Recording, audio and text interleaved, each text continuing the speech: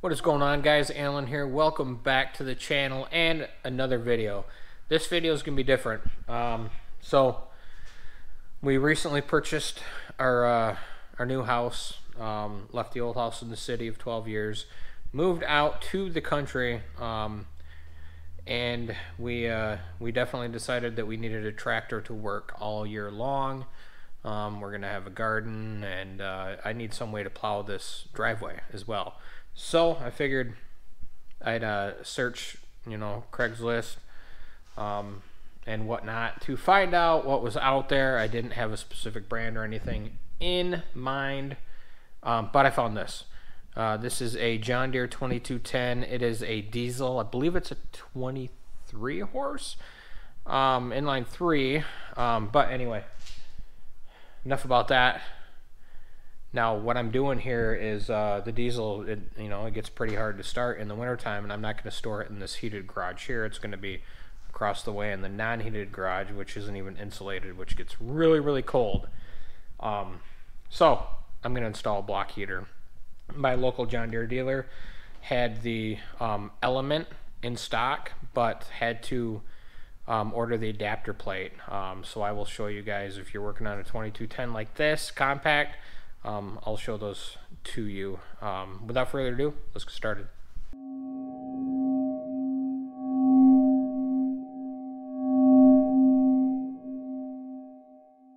Alright guys, so the Element that they have in stock is this guy right here, if you need it.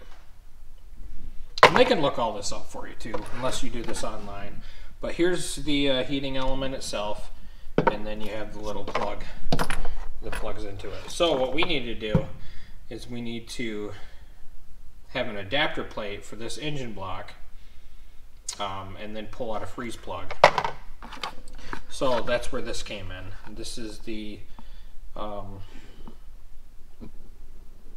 part that they said I needed for mine, and all it is, pull out a freeze plug, you put this gasket on, and this plate, screw it in. There's already threaded holes there apparently, and then you can put your Element, boom, and then be done. But I'm not sure what it's going to take to get under the hood of this bad boy, so we'll find out. They said it is on the right hand side, so that's good, so we'll start there. Alright y'all, first step, lift the hood, easy. Second step, take off your side panel, which here you just lift up off the 2 pins and remove it. Super simple, and then you can get access. I couldn't see it until I got a light in there. Come on, stay there, be good. All right, try and get you in there. There, come on, there we go. I think there is the freeze plug, way back there. So what I'm gonna do is take my hammer and my punch, try and get that guy out of there. I don't think you're gonna be able to see that. I don't think there's a good spot for the camera anywhere to be able to see that. But then, yeah, I got my pan under here to catch fluid, because fluid's definitely gonna come out.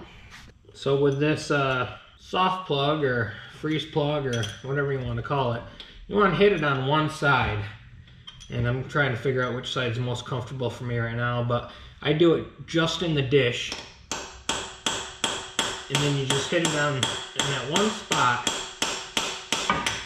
until it pushes its way sideways, and then you can grab it from the other side. Looks like she's moving. And if it falls in, just grab your pliers.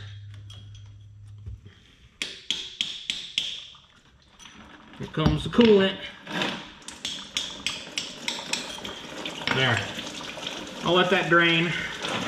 Looks like it's straight coolant. Holy cow. Look at that, guys. It doesn't look like it's 50-50 to me. But the dealer told me just use this green stuff, so that's what I'm gonna do. I have a tester too, so I can test the mixture, so I might do that. But this looks like straight up antifreeze that was inside of this, which I think you can do, but it's water dissipates heat easier or better than antifreeze. So it's important when you're in a northern state like I am to have a good mix. You're in Florida, yeah, use straight water. So there's the freeze plug. See if you can see it sideways there. So I'm just gonna grab some needle nose and pull it out of there. All right, so with lots of tender loving care, I got the freeze plug out because it fell in. So you just gotta work it. You gotta be patient, gotta be nice, work it. But eventually it comes out. So what I'm gonna do now is I'm gonna assemble this thing so I can just bolt it right in. So this guy right here, looks like it came with a couple 6mm machine bolts. So I am going to apply some thread tape here, put her into the block, bolt the block in. Let me begin by saying, I know I'm sure I'll get grilled in the comments for how much tape or how little tape I use, but the way I look at it, it's a personal preference by everybody, so whatever. All right, and then I'm gonna screw the element in. And then I'll figure out how to tighten it up here. So I'm out here in the garage working, and I hear a knock on the door. My kids brought me mac and cheese for lunch. So nice of them. Yeah, awesome. Just thought I'd share that with you. And I will get back to this as soon as I'm done. Okay guys, so I tightened her up by putting her in the vise. What I used, I don't have soft jaws, so obviously you don't want to mess this up because of the gasket, the seal. So I wrapped mine just like this and then tightened her up. Well, not like that, but like that. But you get the idea. You don't want to mess up the surface or else you're not going to seal. So she's together. It's time to put her in. So obviously be careful but with the gasket because you only get one. But gasket on, bolts through. Let's put her in. And I am going to use a 3/8 bit. It's a 6mm, remember? 3/8 ratchet, 3/8 swivel, and then a pretty long extension, I'm gonna guess, to kind of get in there. So I'm gonna go with this bad boy.